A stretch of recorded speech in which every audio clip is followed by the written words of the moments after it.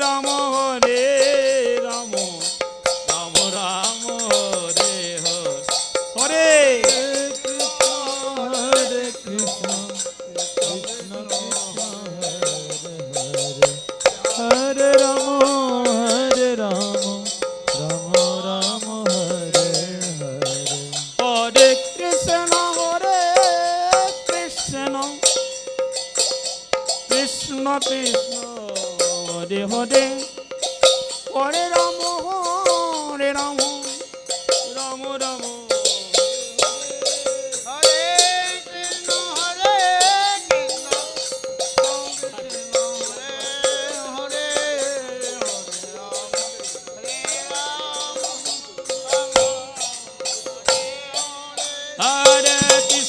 हरे कृष्ण कृष्ण कृष्ण हरे हरे हरे राम राम राम राम हरे कृष्ण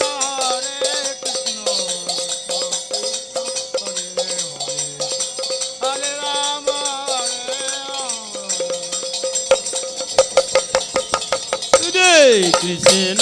हरे कृष्ण कृष्ण कृष्ण कृष्ण हरे हरे हरे राम राम राम हरे हरे हरे कृष्ण कृष्ण हरे राम हरे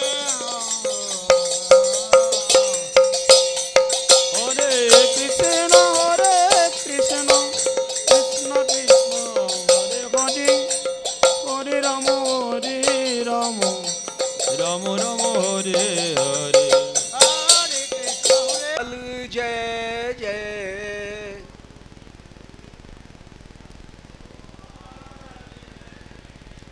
राधा रमण हरि गोविंद जय जय राधा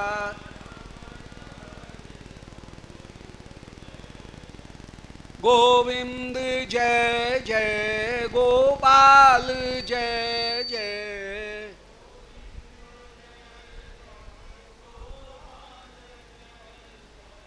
राधा रमण हरि गोविंद जय जय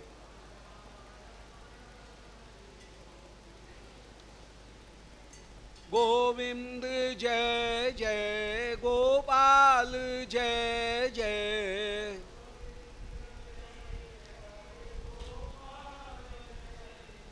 श्री राधा रमण हरि गोविंद जय जय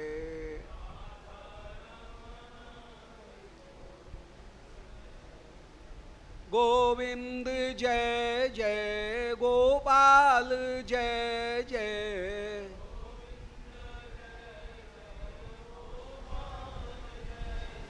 श्री राधा रमण हरि गोविंद जय जय बोल वृंदावन बिहारी लाल की जय। ओम नमो भगवते पुराण पुरुषोत्तमाय। ओम जयति पराशर सूनु सत्यवती हृदय नंदनो व्यासो यस्यास्य कमलगल्तम वाग्मय ममृतम जगत पेवती विश्वसर्ग विसर्गादि नवलक्षण लक्षतम श्रीकृष्णाक्षम परम धाम जगद्धाम नमामि तत् हृदयस्य प्रेरणया प्रवर्तितोऽहं बराक रूपोऽपि तस्य हरेः पदकमलं वन्दे श्रीचैतन्यदेवस्य वन्देऽहं श्रीगुरोर्श्रीयुतपदकमलं श्रीगुरून् वैष्णवांश्च श्रीरूपं साग्रजातं सहगण रघुनाथान्वितं तं सजीवं साद्वैतं सावधूतं परिजनसहितं श्रीकृष्ण चैतन्य देवं श्री राधा कृष्ण पादान सहगण ललता श्री विशाखान्वितांश्च आजानुलंबित भुजौ कनकावदातौ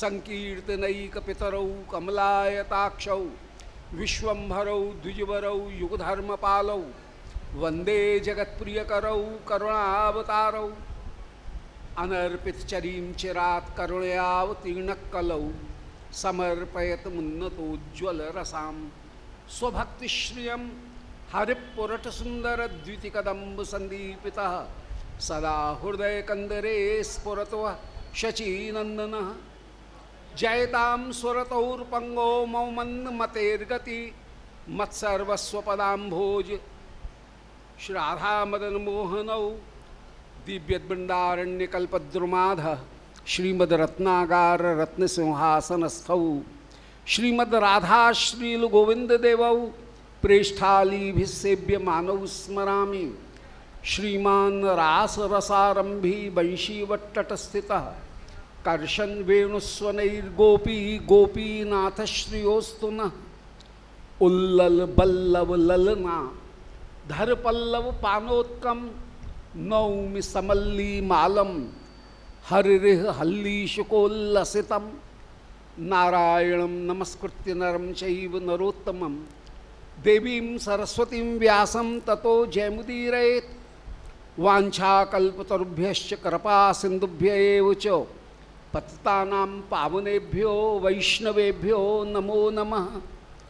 हे श्री सनातन प्रभो करुणाम्बुराशे हे रूप दुर्गत जनैक दयावलोको हे भट्टयुग्म सुमते रघुनाथ दासो श्री जीव में कुरुतु मंद मते दयाम द्राक तुलसी काननम यत्र यत्र पद्म बनाने च पुराण पठनम यत्र तत्र सन्निहितो हरि।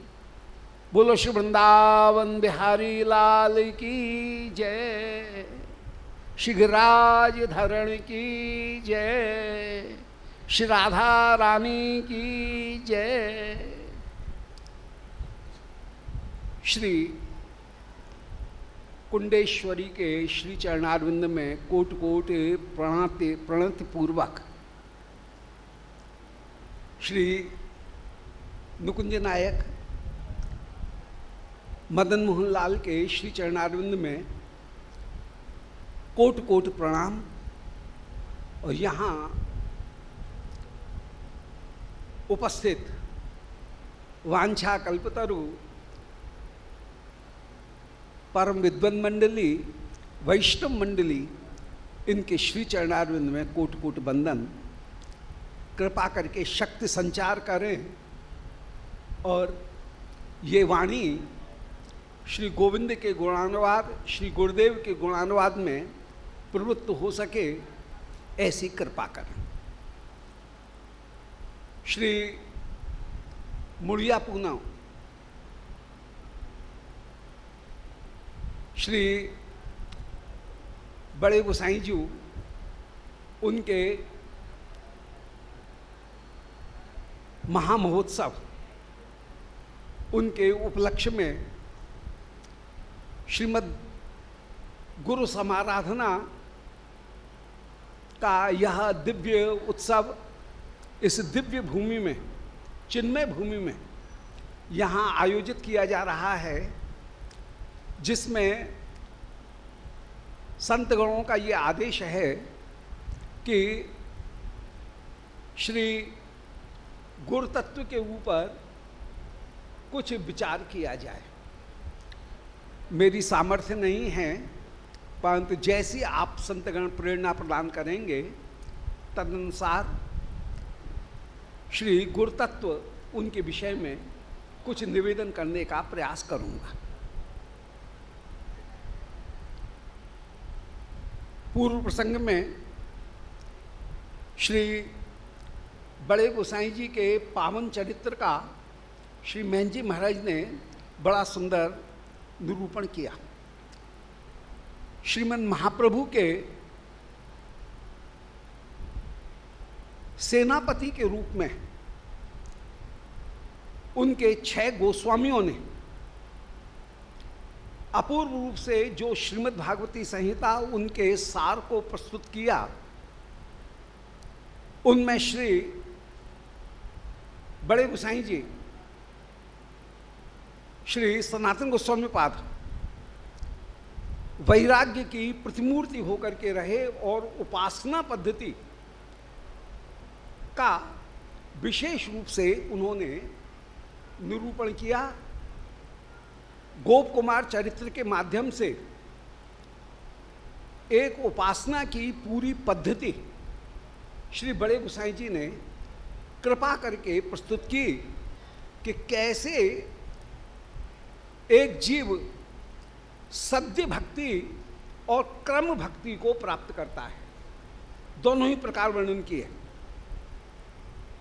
कि कर्म मार्ग से ज्ञान मार्ग, ज्ञान मार्ग से आकर के वैधि भक्ति मार्ग और वैधि भक्ति मार्ग से आकर के कैसे रागानुगा भक्ति मार्ग में प्रवेश किया जाता है, वो क्रम को भी प्रस्तुत किया।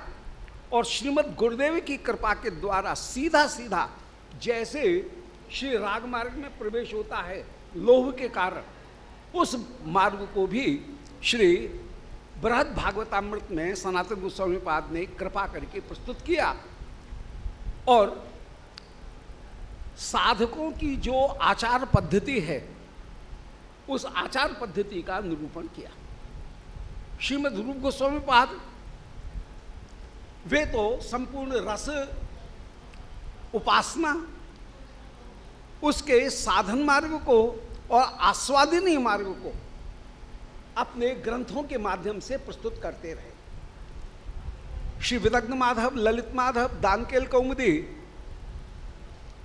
हंसदूत, उद्धव संदेश आदि आदि अनेक अनेक ग्रंथों के माध्यम से आस्वादिनी जो लीला है उसका साक्षात्कार उन्होंने कराया। और उसे प्राप्त करने के लिए जो साधन मार्ग है उस साधन मार्ग को भी कृपा करके श्री रूप गोस्वामी पाद ने रस की जो पद्धति है उसको स्थापन किया। और एक बहुत बड़ा कार्य उन्होंने काव्यशास्त्र के क्षेत्र में किया कि भक्ति की रसरूप में स्थापना की, जिसको उसके पहले केवल भाव मात्र कह करके टाल दिया गया था, परंतु वही मुख्य रस है। भक्ति के लिए जो ये कहा गया कि भक्ति सबके बश की बात नहीं है, वह कुछ लोगों में व्याप्त है, इसलिए वो रस नहीं हो सकती है, ये कोई बढ़िया तर्क नहीं है, प्रबुद्ध तर्क नहीं है। अरे कुंजेड़ी की दुकान पर भीड़ ज़्यादा होती है शाख खरीदने वालों की, और हीरा खरीदने वालों की भीड़ कम होती है। जौहरी की दुकान पर भीड़ नहीं होती है, परंतु इसका तात्पर्य ये नहीं है कि जौहरी का जो पदार्थ है, जो हीरा है, वो कम मूल्य का है। इसलिए केवल भीड़ को देख करके कि भक्ति रस में सबका प्रवेश नहीं है, वो रस नहीं है, यह कहना उचित नहीं है। क्या भक्ति में रस होने की क्षमता नहीं है, इस बात का श्री रूप गोस्वामी पाद ने खंडन किया और ये स्थापना की कि श्री कृष्ण भक्ति रस, उसमें कृष्ण भक्ति रूपी जो स्थायी भाव है उसमें रस रूपता प्राप्त करने की पूरी पूरी क्षमता है, वह रसरूप बन सकता है। इसलिए ये नहीं कहा जा सकता है कि भक्ति में रस बनने की क्षमता नहीं है। उसमें विगलित वेद्यांतर स्थिति, उसमें आवरण भंग करने की स्थिति नहीं है। रस की प्राप्ति होती है जहाँ स्व पर तटस्थ इन तीन भाव से मुक्त होकर के चित्त या आत्मा आवरण भंग होकर के अपने वास्तविक आनंदात्मक स्वरूप का साक्षात्कार करती है, वो रस की स्थिति है। भक्ति क्या ये करा सकती है? रूप गोस्वामी जी ने इस बात को स्थापित किया कि भगवत भक्ति के द्वारा भक्ति के स्थायी भाव कृष्ण रति में ये सामर्थ्य है कि वह स्व पर तटस्थ भाव इनसे मुक्त कराने में पूरी तरह से समर्थ है। और एक भक्त स्वार्थ को त्याग करके, अन्याभिलाषता शून्य होकर के, ज्ञान कर्म से अनावृत होकर के परम परम आस्वादनी अवस्था को प्राप्त होता है। अतः बहुत बड़ा योगदान रहा श्री रूप गोस्वामी जी का कि उन्होंने भक्ति की रस रूप में स्थापना की और श्री कृष्ण लीला कैसी है उसका एक समग्र रूप उन्होंने उपस्थित किया। अपने ललित माधव, विदग्ध माधव, दानकेल कौमुदी, इनमें जो रस का सर्वोत्तम स्वरूप है, आस्वादनी स्वरूप कैसे होगा, वो ब्रजलीला कैसी है, उसकी एक झलक उन्होंने कृपा करके भक्तों के सामने स्पष्ट की। इस प्रकार श्री रूप गोस्वामी जी का बहुत बड़ा योगदान रहा। श्री रघुनाथ दास गोस्वामी जी का कहना क्या, श्री रूप की पद्धति को ही अपनाते हुए श्री मुक्ताचरित्र में, दानकेल चिंतामणि में, अनेक अनेक अपने ग्रंथों में जिन्होंने श्री ब्रज के उस दिव्य रस का आस्वादन किया और अष्टकालीन लीला स्मरण, विशेष रूप से जो उपासना है, उस रसोपासना को, मानसी चिंतन को कृपा करके प्रकट किया। तो एक बहुत बड़ा योगदान श्री दास गोस्वामी जी का रहा कि दास गोस्वामी जी ने जो मानसी उपासना है, उस मानसी उपासना की एक पूरी पद्धति उसको स्थापित की और स्वयं मानसी उपासना में डूबे रहे। श्री रघुनाथ भट्ट गोस्वामी, उन्होंने प्रमाण मुकुटमणि श्रीमद् भागवत का ही मुख्य रूप से परिवेषण किया और श्रीमद् महाप्रभु के पास में, श्री स्वरूप दामोदर के पास में विराजमान होकर के जो तत्व उन्होंने प्राप्त किए, श्री गदाधर पंडित उनके सानिध्य में जो भागवत सिद्धांतों को उन्होंने श्रवण किया, उन भागवत सिद्धांतों का श्री रूप सनातन के आगे भी श्रीमद् वृंदावन में विशेष रूप से वे वर्णन करते हुए विराजमान हुए और वो सूत्र दिए जिनके द्वारा श्रीमद् भागवत का तात्पर्य प्रकट होता है। और उन्हीं सूत्रों का उपरोहण, उन्हीं सूत्रों का विस्तार श्रीमद् भागवत की विभिन्न टीकाओं में श्री जीव गोस्वामी जी के द्वारा और बाद में श्री 18वीं शताब्दी में, 17वीं शताब्दी के अंत में श्री विश्वनाथ चक्रवर्ती के द्वारा उन सारे सिद्धांतों को जो श्री रघुनाथ भट्ट गोस्वामी ने अपने प्रवचनों में दिए और जिनका संकलन श्री रूप सनातन आदि वैष्णव आचार्यों ने, इन सभी आचार्यों ने अपने अपने ग्रंथों में उनका जैसे क्रियात्मक रूप दिखाया, उन सब का टीकाओं के रूप में श्री टीकाकारों ने, श्री विश्वनाथ चक्रवर्ती आदि ने उनका पूरी तरह से प्रतिपादन किया। तो रघुनाथ भट्ट गोस्वामी जी का बहुत बड़ा योगदान रहा और उनके योगदान का क्या वर्णन किया जाए। उनके योगदान का एक मुख्य जो स्वरूप रहा कि श्री हरिदास गोस्वामी पाद, उनके काल में श्री गोविंद मंदिर की स्थापना उस समय की गई और श्री गोविंद मंदिर वह अपने आप में भक्ति जो आंदोलन है उसका एक केंद्र रहा और उसने सदा सदा भक्ति आंदोलन को प्रकाशित करने में एक बहुत बड़ा योगदान किया। तो यद्यपि श्रीमद् महाप्रभु के अंतर्धान होने के बहुत समय बाद श्री गोविंद मंदिर बना, महाप्रभु श्री गोविंद देव श्री रूप गोस्वामी जी के द्वारा 1592 विक्रम संवत में श्री गोविंद देव उनकी सेवा स्थापित हो गई, परंतु मंदिर जाकर के बना 1546 में, बहुत बाद में बना। परंतु जो कुछ भी जब मंदिर बना तो उसके द्वारा जैसा संप्रदाय का प्रकाश स्तंभ बन करके उसने संप्रदाय को स्थापित किया, वो एक बहुत बड़ा योगदान था।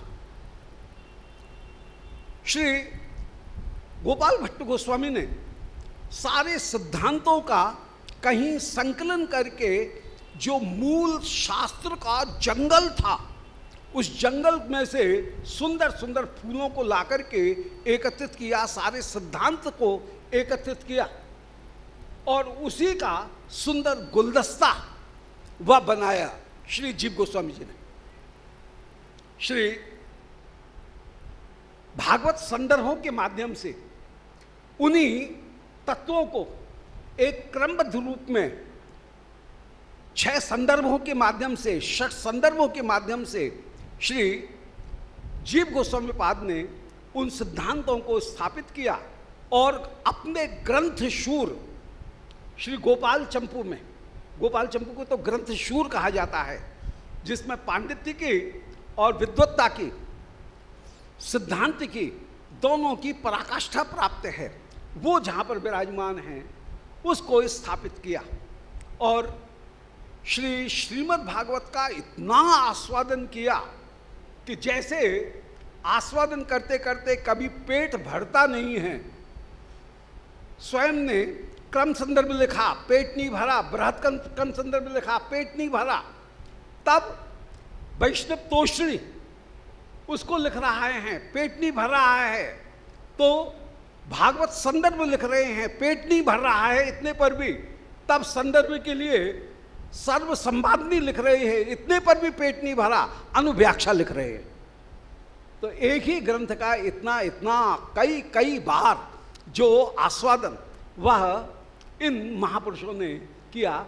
और श्रीमद् भागवत का जो तात्पर्य है, हृदय है, उस हृदय को कृपा करके उन्होंने प्रकट किया। तो एक बहुत बड़ा योगदान इन षट गोस्वामियों ने किया और उन्हीं के फिर स्वरूप होकर के, उन्हीं के पुनर्अवतार होकर के, श्री रूप गोस्वामी जी के ही पुनर्अवतार होकर के, जीव गोस्वामी जी के ही पुनर्अवतार, रूप और जीव दोनों के पुनर्अवतार होकर के श्री विश्वनाथ चक्रवर्ती जी ने 1700वीं शताब्दी में विक्रम संवत में फिर जो सर्व संवादनी ग्रंथ इत्यादि प्रकट किए और जो सुंदर महाकाव्यों की रचना की, उनके द्वारा उन रसकों के महास्वरूप को ही कृपा करके प्रकट किया। आज गुरु पूर्णिमा के इस पूर्व वेला में इन्हीं सब महापुरुषों का विशेष रूप से मुकुटमणि श्री बड़े गोसाई जी, श्री श्री सनातन गोस्वामी पाद, उन सनातन गोस्वामी पाद के श्री चरणारविंद में कोट कोट प्रणत होकर के विराजमान हैं। और इन गोस्वामियों के द्वारा जीव का जो उद्धार हुआ है, श्री बड़े गोसाई जी की समाराधना करते हुए, उनकी तिथि की समाराधना करते हुए जो साधकों के लिए अपूर्व वस्तु कृपा करके इन आचार्यों ने प्रकट की, उसके प्रति कृतकृत्य हो रहे हैं और उन आचार्यों की अपूर्व कृपा उसको सहेजते हुए हम आज विराजमान हो रहे हैं। श्री गुरु तत्व उनके विषय में कल थोड़ा सा कुछ निवेदन किया था। यह बताने का एक अल्प प्रयास, बाल प्रयास किया गया था कि श्री गुरु कृष्ण ही हैं। भगवान के अंतर्धान हो जाने के 5248वें वर्ष में भी, आज के दिन भी हमारे सामने श्री प्रभु 5 रूपों में साक्षात उपस्थित हैं। पहला स्वरूप है श्रीमूर्ति, श्री गोविंद श्री विग्रह आदि जितने भी शिव विग्रह हैं वे शिव विग्रह। दूसरा जो स्वरूप है तो श्री महाप्रभु ने प्रेरणा प्रदान करके इन षट गोस्वामियों के द्वारा श्री कृष्ण के मुखारविंद, कृष्ण के वक्षस्थल, कृष्ण के श्रीचरण रूप में श्री गोविंद, गोपीनाथ, मदन मोहन तीनों स्वरूपों को प्रकट किया और गौड़ियाओं के 3 ठाकुर होकर के प्रसिद्ध हुए। जिस समय श्री चैतन्य चरितामृत की रचना हुई तब तक श्री राधारमण लाल उनकी प्राकट्य तो हो गया था, प्रसिद्धि नहीं हुई थी। 1499 में, 1599 में विक्रम संवत में श्री राधारमण लाल प्रकट तो हो गए। श्रीमद् महाप्रभु 1589 में आप अंतर्धान हुए। श्री राधामोहन लाल महाप्रभु के अंतर्धान होने के लगभग 10 वर्ष बाद प्रकट हुए। उस समय तक श्री गोविंद गोपीनाथ मदन मोहन, इनको महाप्रभु के अंतर्धान होने के कुछ ही समय पश्चात 1592 में श्री गोविंद श्री विग्रह प्रकट हो गए। गोविंद सेवा की स्थापना हो गई करीब लगभग 3 वर्ष बाद महाप्रभु के अंतर्धान होने के। और उसी के कुछ क्रम में श्री मदन मोहन आदि जो स्वरूप हैं, गोविंद गोपीनाथ मदन मोहन, ये तीनों स्वरूप भी लगभग समान रूप में प्रकट हो गए और बहुत बड़ी कृपा हुई इसके द्वारा। संपूर्ण जो उपासना पद्धति है वह उपासना पद्धति इन्हीं 3 ज्योतिष स्तंभों के ऊपर से प्रकाशित होती रही है और इन्हीं के आश्रय को ग्रहण करके विराजमान रही। श्री कृष्ण आज भी हमारे सामने 5 रूपों में विराजमान हैं। श्रद्धा विशेषत प्रीते श्रीमूर्ते रंगसेवनम श्रीमद् भागवतार्थानाम आस्वादो रसकई सह सजातीयाशय स्निग्धे साधो संग स्वतो वरे नाम संकीर्तनम श्रीमन् मथुरा मंडले स्थिति। पहला रूप है श्री विग्रह, श्री स्वरूप, जहाँ पर श्री कृष्ण निरंतर निरंतर प्रकृष्ट रूप से स्थापित होकर के विराजमान, वह प्रतिष्ठा स्वरूप जो भगवत स्वरूप हैं, श्री विग्रह हैं, वे श्री विग्रह भगवान के साक्षात स्वरूप होकर के विराजमान। भगवान का दूसरा स्वरूप है वह है उनकी वांग्मयी मूर्ति श्री श्रीमद् भागवती संहिता, जो प्रथम स्कंद द्वितीय स्कंद श्री गोविंद के दोनों चरण, तृतीय स्कंद चतुर्थ स्कंद दोनों घेंटू, पंचम स्कंद नाभि, षष्ठ स्कंद सप्तम स्कंद ये दोनों भुजा होकर के विराजमान हैं।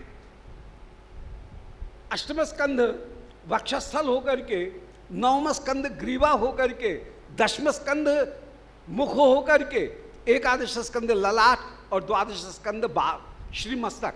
इस प्रकार द्वादशांगो वही पुरुषः, वह पुरुष 12 अंगों वाला है। श्रीमद् भागवत के 12 अंग साक्षात श्री कृष्ण के ही स्वरूप हैं और इनकी समाराधना इन सभी 6 आचार्यों ने निरंतर निरंतर की। विशेष रूप से श्री सनातन गोस्वामी पाद ने श्री बृहत्तोषणी उनकी स्थापना की और बृहत्तोषणी की रचना करके श्री जीव गोस्वामी जी को जब बृहत्तोषणी प्रदान की, श्री जीव गोस्वामी जी ने यूं की त्यों उसमें कुछ परिवर्तन करके उसे ही लघुतोषणी के रूप में प्रस्तुत किया। बृहत्तोषणी के और लघुतोषणी के अक्षर यूं की त्यों एक मिलते हैं, थोड़ा बहुत अंतर मिलता है। कई कई जगह तो इतना भ्रम हो जाता है कि लघुतोषणी में भी कह रहे हैं कि मद अनुजैनो श्री रूपेणो, कि मेरे अनुज रूप ने ऐसा कहा। अब श्री जीव गोस्वामी जी कैसे कहेंगे मद अनुजैन? ये तो इनके चाचा लगते हैं, परंतु मद अनुजैन तो सनातन गोस्वामी जी की जो कृति है उसको ही कृपा करके श्री रूप गोस्वामी जी ने कुछ परिवर्धित करके, कुछ क्रांत विक्रांत जो थी उसको सुव्यवस्थित करके लघुतोषणी के रूप में कृपा करके प्रस्तुत किया। तो बहुत बड़ा योगदान श्री सनातन गोस्वामी जी का रहा कि जिन्होंने बृहत्तोषणी को के द्वारा श्रीमद् भागवत के मूल रहस्य को कृपा करके प्रकट किया और उसे श्री जीव गोस्वामी जी ने, अब चाचा की संपत्ति तो भतीजों को मिलेगी, वो तो उसकी अपनी ही संपत्ति है, तो उस संपत्ति को कृपा करके सुव्यवस्थित करके श्री जीव गोस्वामी जी प्रस्तुत करते हुए विराजमान हुए। इसलिए बृहत्तोषणी और लघुतोषणी इन दोनों में मूलतः कोई बहुत बड़ा अंतर नहीं है, कहीं थोड़ा बहुत परिवर्तन किया गया है। अक्षर दोनों के करीब करीब एक से हैं और कभी कभी तो सिद्धांत यों की त्यों, पंक्ति की पंक्ति यों की त्यों उद्धृत कर दी गई है। तो दोनों प्राय एक ही होकर के विराजमान। तो ये बहुत बड़ा योगदान रहा। तो श्रीमद् भागवत भगवान का दूसरा स्वरूप है। भगवान का तीसरा जो स्वरूप है वो श्री गुरुदेव हैं, जो अद्यावधि हमारे ऊपर कृपा करने के लिए विराजमान हैं और गुरु तत्व होकर के श्री गुरु तत्व जीव को उसके जीवन के परम लक्ष्य को प्रदान करते हुए विराजमान हो रहा है। श्री गुरुदेव कृष्ण कृपा मूर्ति हैं। कृष्ण ने इस जीव को अपनाना चाहा होगा। जीव को जो किंचित स्वतंत्रता दी है, जब श्री प्रभु ने ये देखा कि ये जीव मेरी ओर उन्मुख होना चाहता है, तब उसकी किंचित स्वतंत्रता, किंचित उन्मुखता देख करके ठाकुर इतने कृपालु कि उन्होंने अपनी ही कृपा श्रीमद् गुरुदेव में स्थापित कर दी, आचार्य गुरु में स्थापित कर दी, और उनके माध्यम से जीव का कल्याण हो गया। इस तरह से गुरु का जो स्वरूप है वह कृष्ण कृपा मूर्ति। गुरुदेव का स्वरूप क्या है? कृष्ण ही की जो कृपा है वही श्रीमद् अपने अपने गुरुदेव के रूप में हमको प्राप्त हुई है।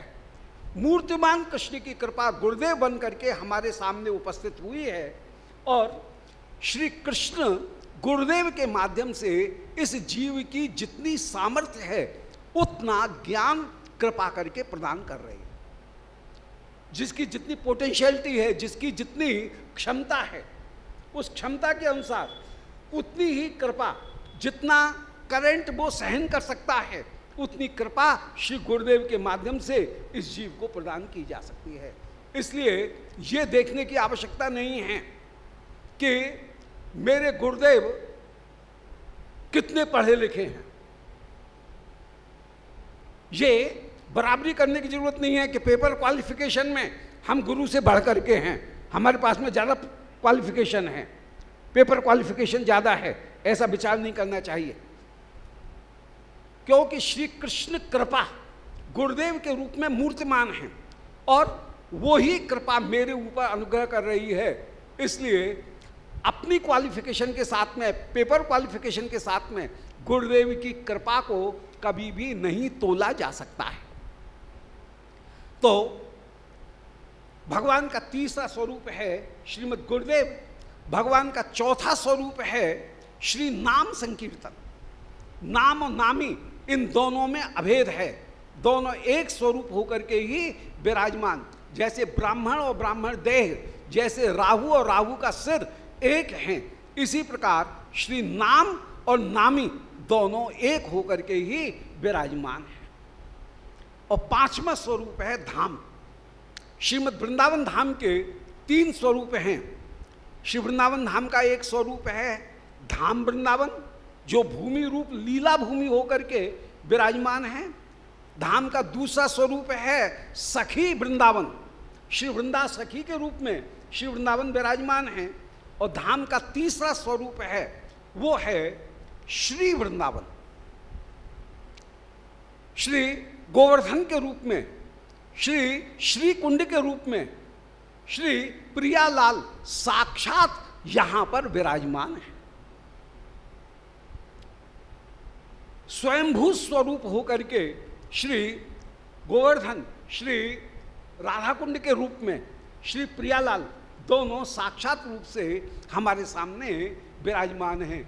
और जब श्री किशोरी जी श्री वृंदावन का दर्शन करें तो वहाँ पर श्री श्याम सुंदर का दर्शन कर रही हैं, और श्याम सुंदर जब श्री वृंदावन में प्रवेश करते हैं तो वहाँ श्री किशोरी जी का दर्शन करते हैं, उनकी रूप माधुरी का ही दर्शन करते हैं।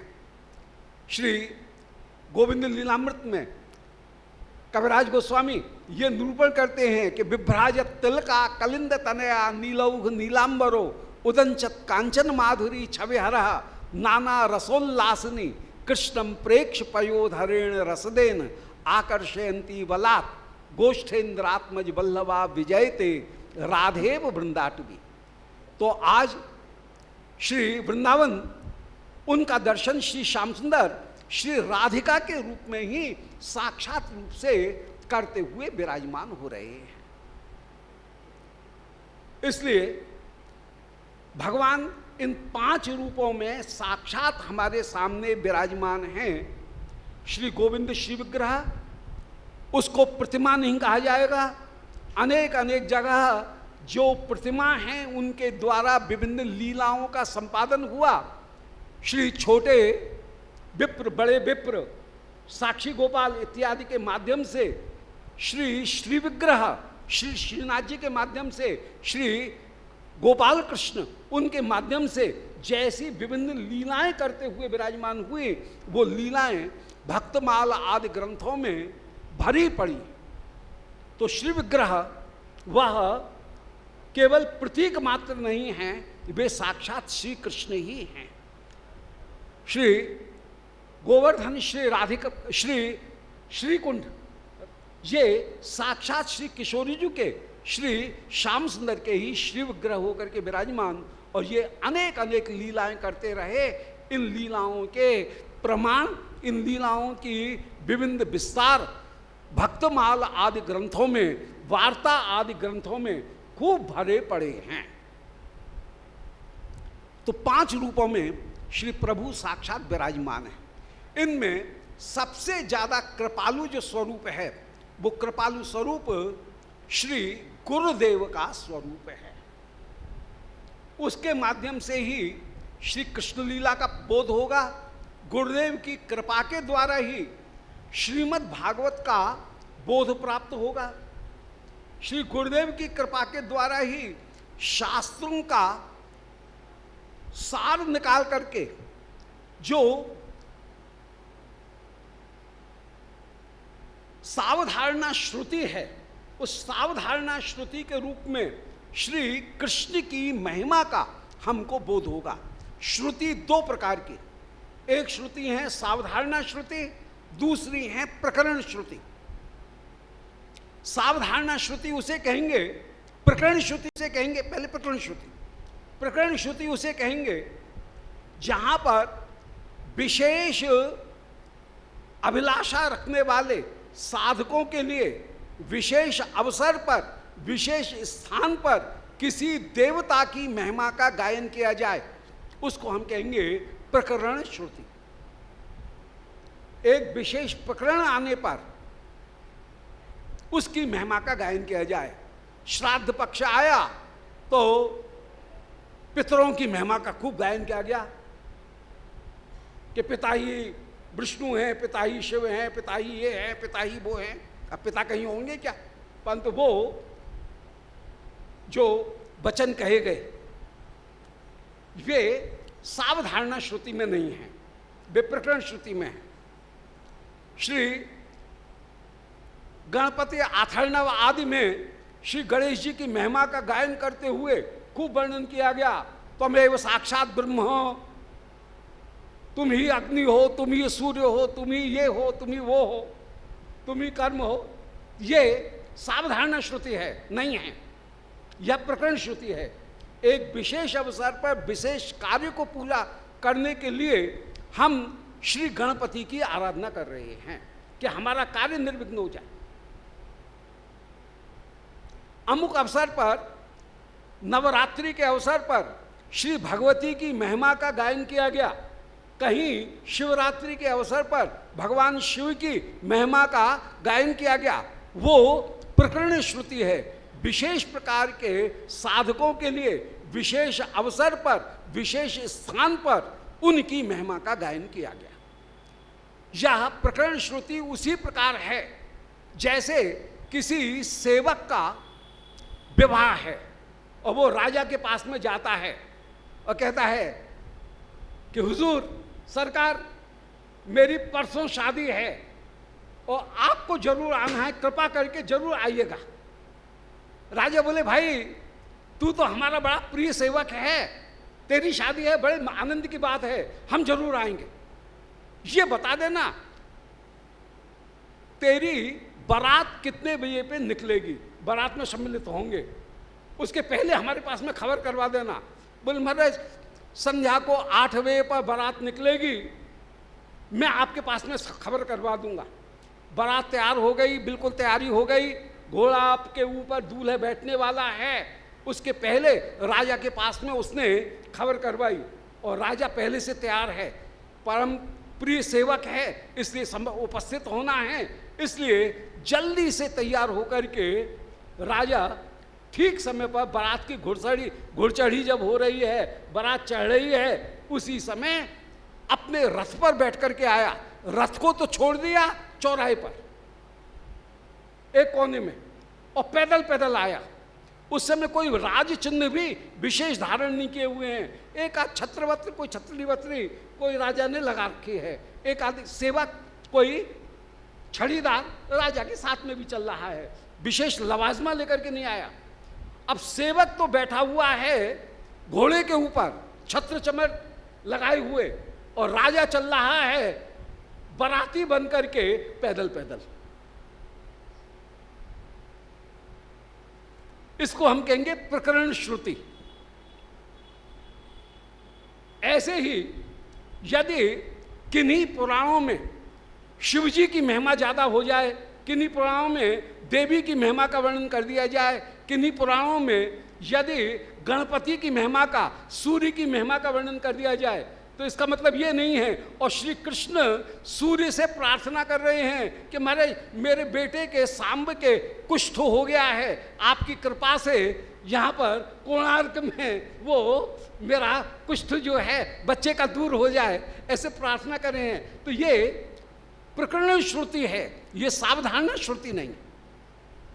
राजा यदि अपने सेवक की बारात में पैदल चल रहा है तो राजा की महिमा घट नहीं गई है, एक प्रकरण में वह अपने सेवक की महिमा को बढ़ा रहा है। यह हुई सावधारणा श्रुति। परंतु प्रकरण श्रुति, सावधारणा श्रुति उसे कहेंगे जहां पर कोई प्रकरण नहीं है, जीव मात्र के लिए कोई एक बात कही जा रही है, कोई विशेष प्रयोजन नहीं है, न विशेष स्थान है। तो पात्र, स्थान और प्रयोजन ये तीनों पहले से निर्धारित नहीं है। और फिर कहा जाए कि किसकी आराधना की जाए, तब श्रीमद् भागवती संहिता ये कहेंगी कि एते चांस कला पुंसः कृष्णस्तु भगवान स्वयं। ये सावधारणा श्रुति है, अर्थात संपूर्ण शास्त्रों को तटस्थ दृष्टि से देखते हुए फिर जो निष्कर्ष निकलेगा उसे कहा जाएगा। और सावधारणा श्रुति में इन 6 गोस्वामियों पादकों का यह अपूर्व कृपा वरदान रहा कि उन्होंने जीव मात्र के लिए जो सर्वोत्तम प्रयोजन, एक विशेष काल मात्र में नहीं बल्कि काल जयी प्रयोजन, उसको स्थापित करके प्रदान किया। और जीवन का क्या लक्ष्य हो सकता है, उस लक्ष्य को प्राप्त करने का क्या साधन हो सकता है, उसका क्या अधिकारी है, और उस प्रयोजन को प्राप्त करने के लिए कौन उपास्य है, इस संबंध तत्व, प्रयोजन तत्व और अवधेय तत्व, इन तीनों का जहां संपूर्ण रूप से बिना किसी पक्षपात के संपूर्ण शास्त्रों को देख करके निष्कर्ष प्रस्तुत किया जाए, उसे हम सावधारणा श्रुति कहेंगे। और श्री षट गोस्वामी पाद की, विशेष रूप से श्री सनातन गोस्वामी पाद गोप कुमार के चरित्र के माध्यम से अपने ही साधन पद्धति को कृपा करके प्रस्तुत कर रहे हैं कि गोप कुमार कभी निकल रहे हैं और वे कहीं कर्मकांडियों के चक्कर में पड़ जाएं, गंगा सागर संगम पर कर्मकांड में पड़ जाएं, वहां से जल्दी किसी तरह से निकलें, फिर कहीं काशी में पहुंच जाएं तो वहां पर ज्ञानियों के चक्कर में पड़ जाएं, ब्रह्म मोक्ष निराकार बस इसको ही गाने लग जाएं।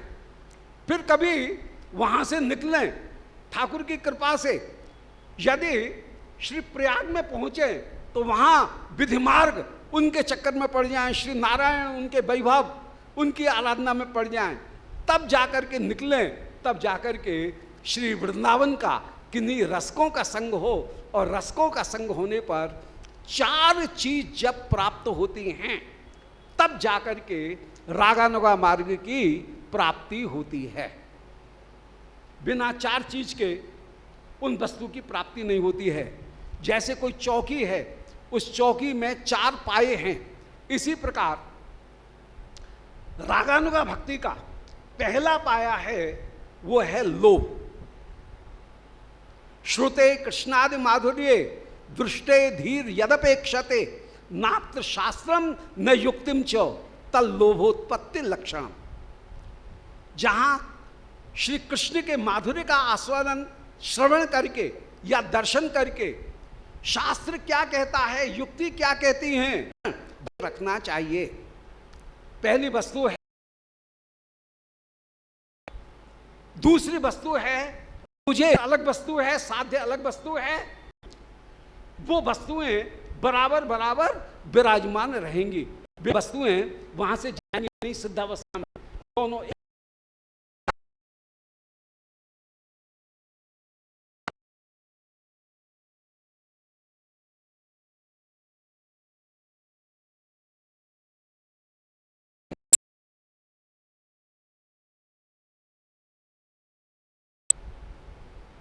कृपा के साथ में यदि भाव की प्राप्ति हो तो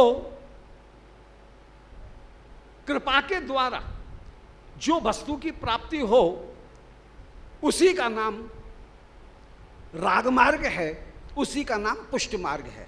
पुष्ट मार्ग तया कैश्चित यम रागानुगोच्यते, हम उसी को रागानुगा मार्ग कह करके निरूपण कर रहे हैं। तो रागानुगा भक्ति का दूसरा जो सिद्धांत हुआ, दूसरा जो आश्रय पदार्थ हुआ, हम सब रागानुगा भक्त हैं और रागानुगा भक्त में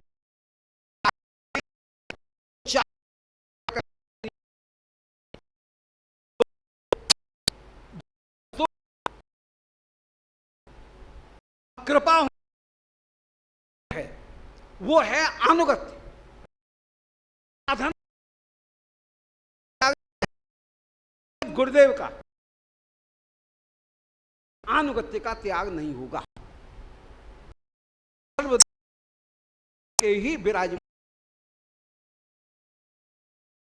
रागानुगा मार्ग नहीं चल सकता। रागा बड़े हैं,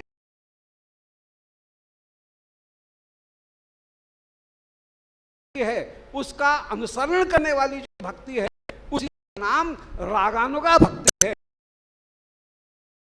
व्रज लोकानुसारता, व्रज लोक उनका अनुसरण करते हुए उनके अनुगत्य को अनुसारता, व्रज लोकानुसारता, व्रज लोकों का अनुसरण करते हुए हमको इस रागानुगा मार्ग पर आगे बढ़ना है। जब तक अनुगत्य नहीं है, हाँ ये बात जरूर है कि जब हम साधक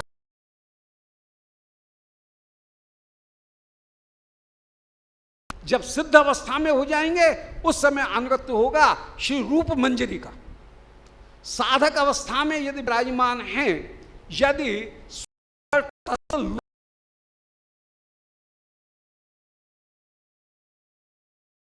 हम नथ पहन करके बिंदी ला करके नाटक करें तो वो नाटक हो जाएगा, वो नहीं करना है कि हमको यहां पर आचरण करना है श्री रूप सनातन के अनुसार। जब सिद्ध अवस्था में अंतरदशा में फिर जो आचरण होगा वह आचरण श्री रूप मंजरी के अनुसार होगा, वह श्री रथ मंजरी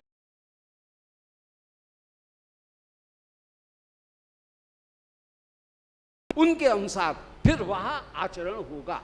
इसलिए ब्रज लोकानुसारता, साधक अवस्था जब तक भी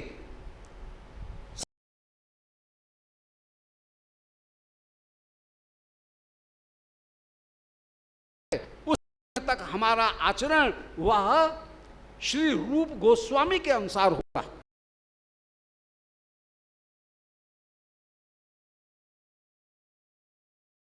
एकादशी व्रत नहीं है। निकुंज मंदिर में कोई वृंदा जी की पूजा नहीं करता है। निकुंज मंदिर में ब्रजवासी जन कहीं लौकिक देवताओं की भी समाराधना करते हैं। श्री चंद्रावली जी वे गोमंगला चंडी की समाराधना करती हैं। श्री राधा रानी सूर्य पूजन करती हैं। श्री नंद बाबा इंद्र का पूजन करते हैं। कन्हैया की शादी के लिए, कन्हैया का जल्दी विवाह हो जाए इसके लिए वे अंबिका वन की यात्रा करते हैं। परंतु जो अनन्य रसिक जन हैं वे अनन्य रसिक जन वहां पर वैसा आचरण नहीं करेंगे। वहां पर हाथी के पैर में सब पैर समाये हुए हैं। फिर श्री राधा गोविंद की समाराधना करने पर ही सारे देवताओं की समाराधना अपने आप हो जाएगी। इसलिए वहाँ का जो आचरण है वो यहाँ नहीं होगा, यहाँ का जो आचरण है वो वहाँ नहीं होगा। दोनों में अंतर है। इसलिए ब्रजलोकानुसारतः, ब्रजलोक के अनुसार आचरण करते हुए साधक को विराजमान होना चाहिए। तो ये तीसरी वस्तु जो है वो है अनुगत्य। और चौथी वस्तु वो है रागानुगा भक्ति का चौथा खंबा, वो है भाव। मेरा अपना स्वरूप क्या है, निज भाव। मेरा क्या भाव है, मेरा क्या लक्ष्य है। मेरा अपना स्वरूप है कि मैं श्री राधा रानी की मंजरी हूं, दासी हूं। मेरे अपने जीवन का लक्ष्य है वो है श्री युगल को सुख प्रदान करना।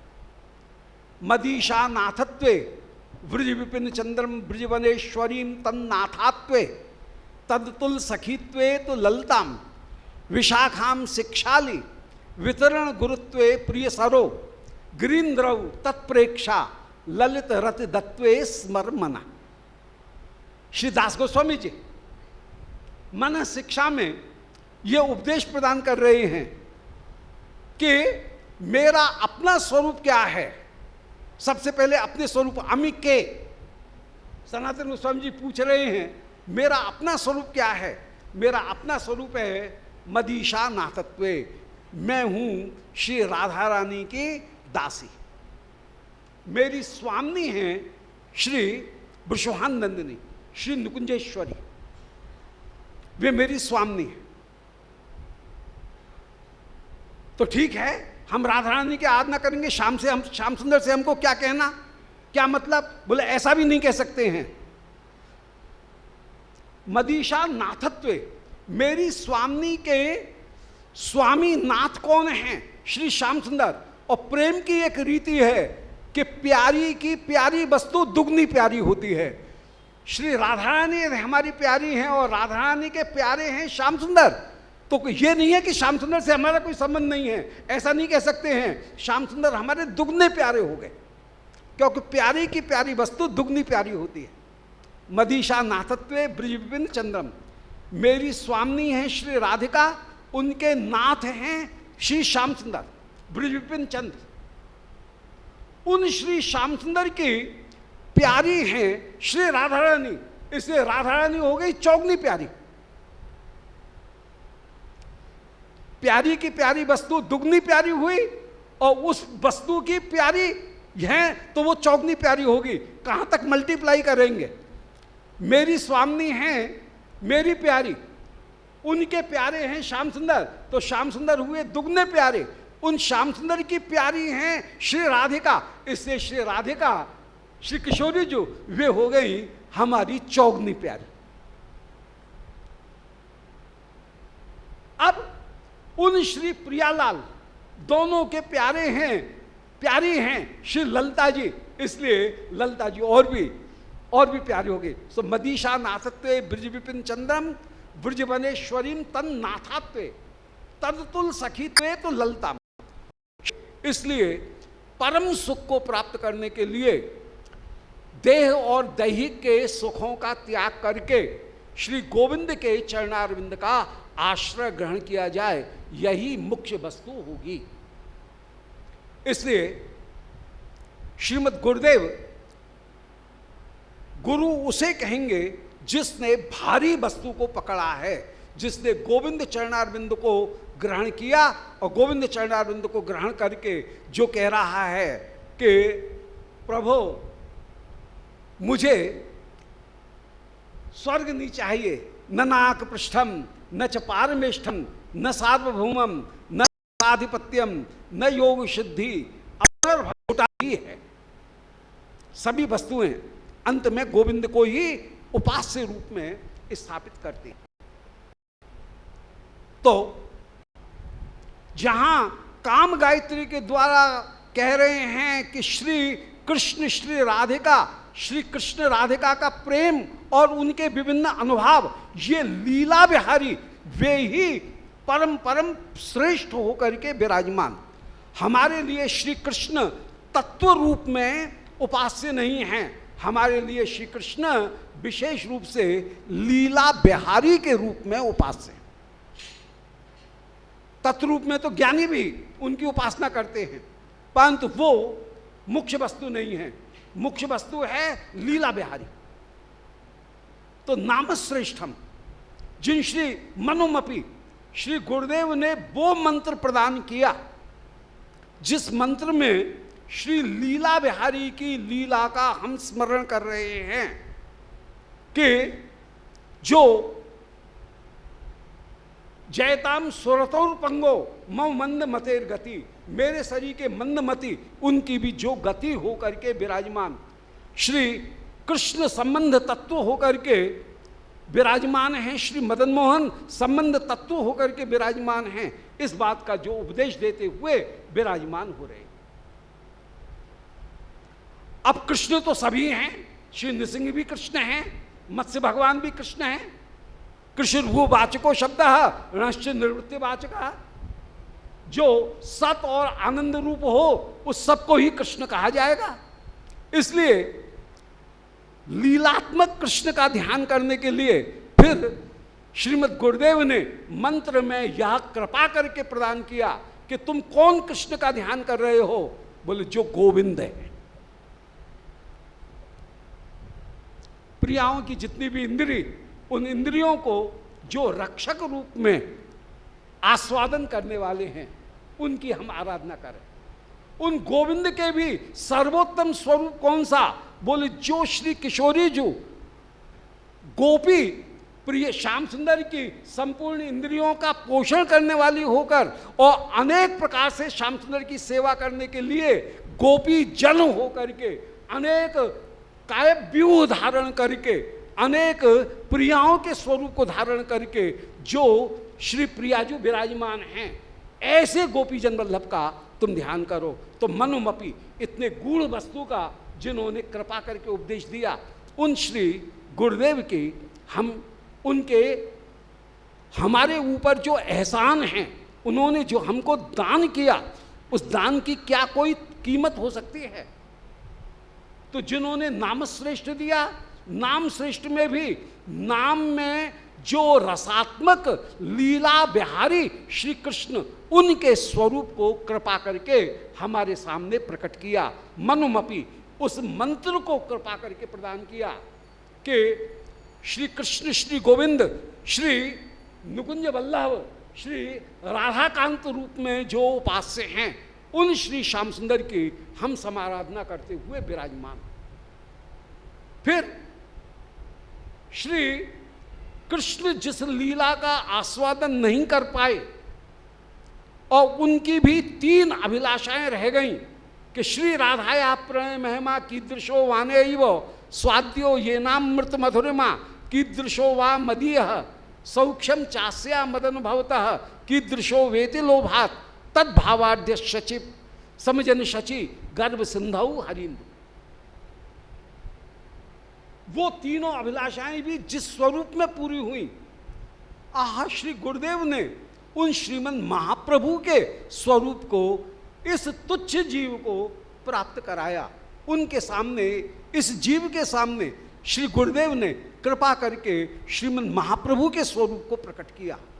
तो कितना बड़ा योगदान है श्री गुरुदेव का कि शची पुत्रम, कि उन्होंने शची पुत्र को हमको प्राप्त कराया।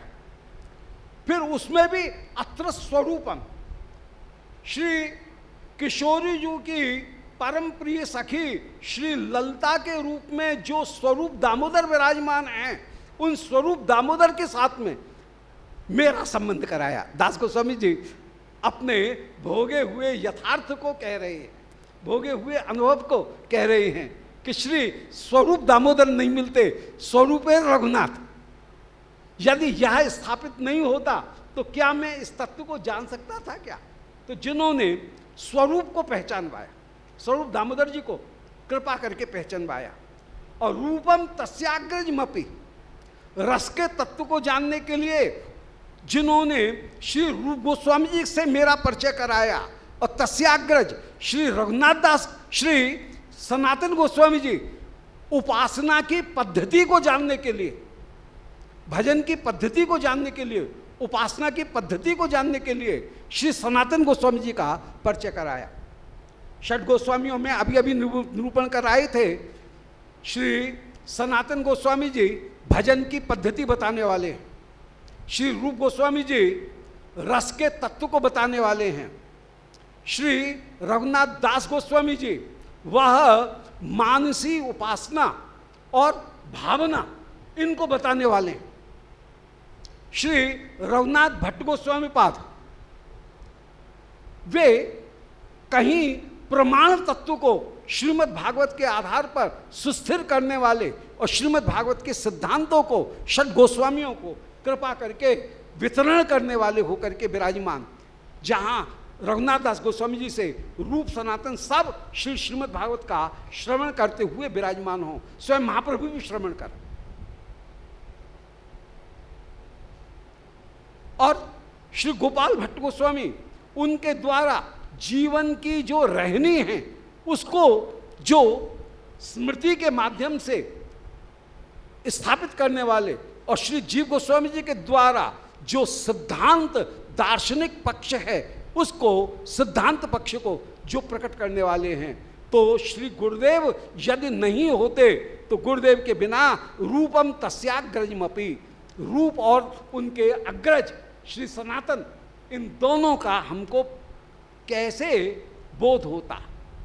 उर्पुरी माथुरी, श्री गुरुदेव की कृपा के द्वारा ही मथुरापुरी का श्री ब्रजमंडल के महात्म्य का हमको बोध हुआ कि मथुरा मंडल में दो गुण हैं, तारकात जायते मुक्ति ही हरि भक्तिस्तु पारकात। मथुरा के दो गुण हैं, एक तारक गुण, एक पारक गुण। तारक के द्वारा मथुरापुरी ब्रजमंडल मोक्ष को प्रदान करते हैं, परंतु पारक गुण के द्वारा श्री ब्रज का यदि वास मिल जाए तो प्रेम की प्राप्ति होती है। तो तारकात और पारकात, ये तारक और पारक, ये दो गुण, इनको धारण करते हुए साधक विराजमान हो। तो उर्पुरी माथुरी गोष्ठ बाटी, और मथुरा में भी गोष्ठ बाटी उसको धारण करते हुए जो विराजमान हो रहे हैं। गोष्ठ बाटी का तात्पर्य है कि मथुरा का जो ऐश्वर्यात्मक स्वरूप है, उस ऐश्वर्यात्मक स्वरूप से हटा करके जो रसात्मक स्वरूप है उसको कृपा करके प्रदान कर रहे हैं।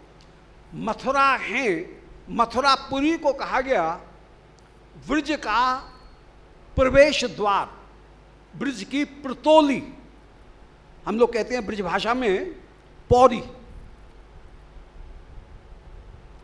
पौड़ी जो होती है ब्रज में, जिसको पौड़ी कहते हैं, वो पौड़ी घर में प्रवेश कराने वाली तो होती है, परंतु पौड़ी भोजन करने की जगह नहीं है, सोने की जगह नहीं है।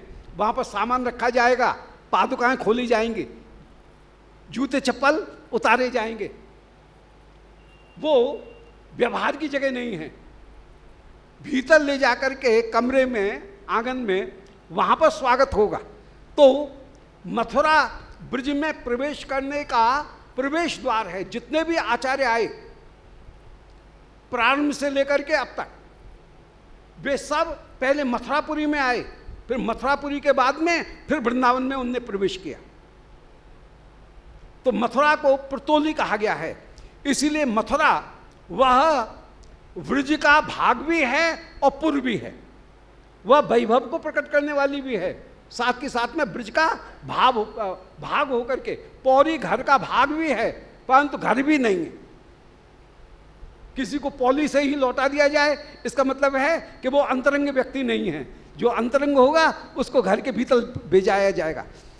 तो चाहे श्री गुरु नानक देव हों, चाहे शंकराचार्य हों, चाहे अन्य कोई भी जितने भी आचार्य हैं, सब ब्रज में आए, परंतु पहले मथुरा आए, श्री विश्राम घाट के ऊपर स्नान किया, फिर वृंदावन में प्रवेश किया।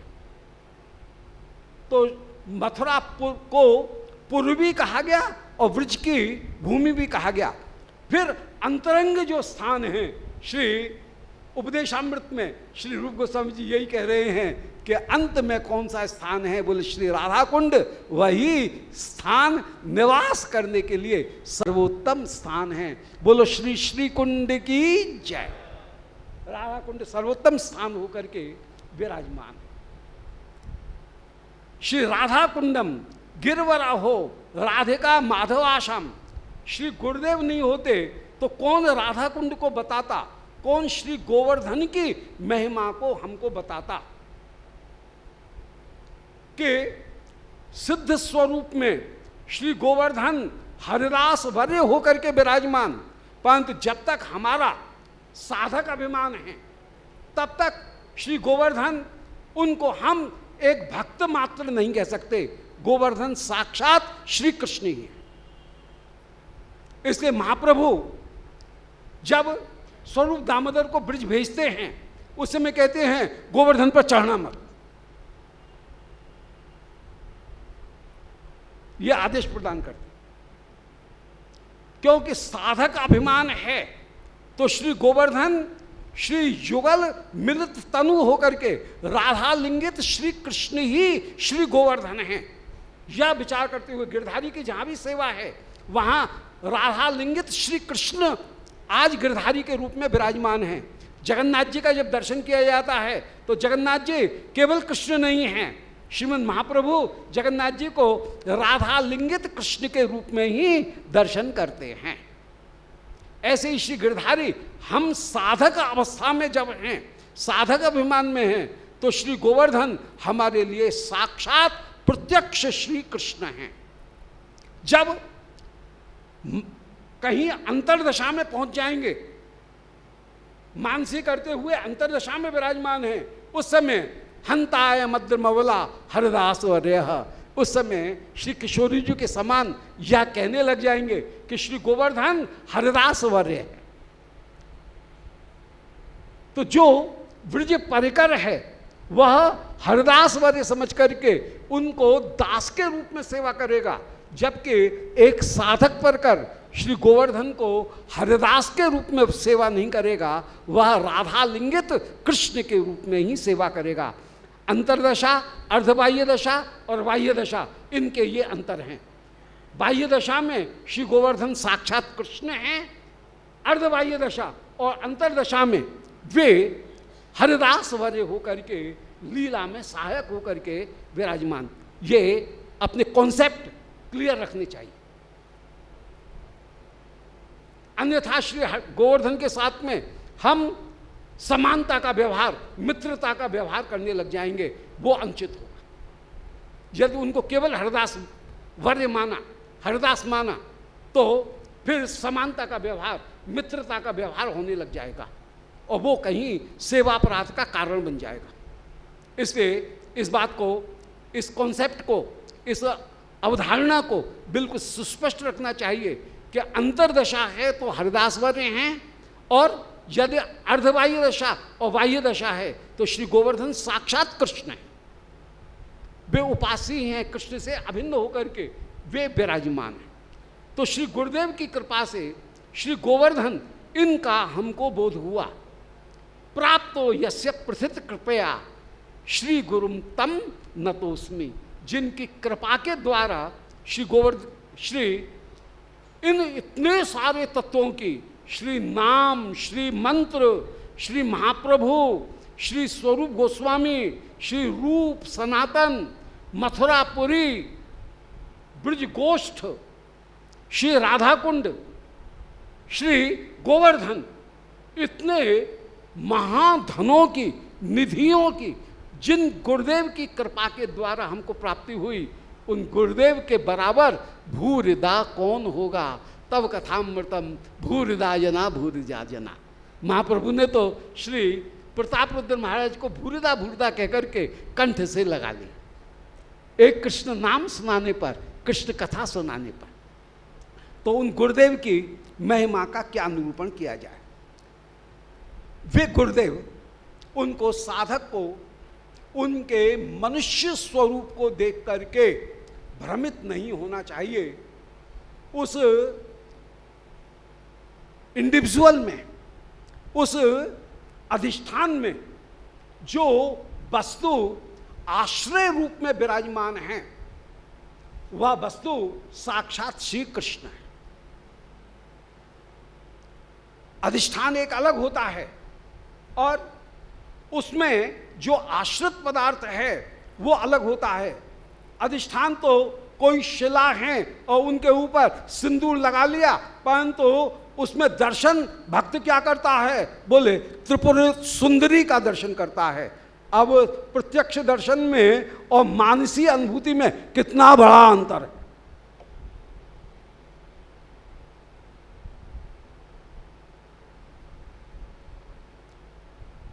ऊपर से देखा जाए प्रत्यक्ष दर्शन में, उसमें कोई रूप रंग सुघाटता भले नहीं है, परंतु उसके रूप रंग का दर्शन नहीं किया जाता है। जो अंत साक्षात्कार है वही प्रधान है। ऐसे ही श्रीमद् गुरु, उनके मनुष्य देह, यह है हमारा प्रत्यक्ष दर्शन। उस प्रत्यक्ष दर्शन की महिमा नहीं है, उसमें विराजमान जो अंतर्दर्शन है, उस अंतर्दर्शन को ही साधक को साक्षात रूप में स्वीकार करना चाहिए। और अंतर्दर्शन क्या है कि श्री गुरुदेव नहीं हैं, गुरुदेव के माध्यम से कृष्ण कृपा ही मेरे सामने विराजमान है। बोलो कृष्ण कृपा रूप गुरुदेव की जय। तो गुरुदेव को एक देह नहीं समझना है।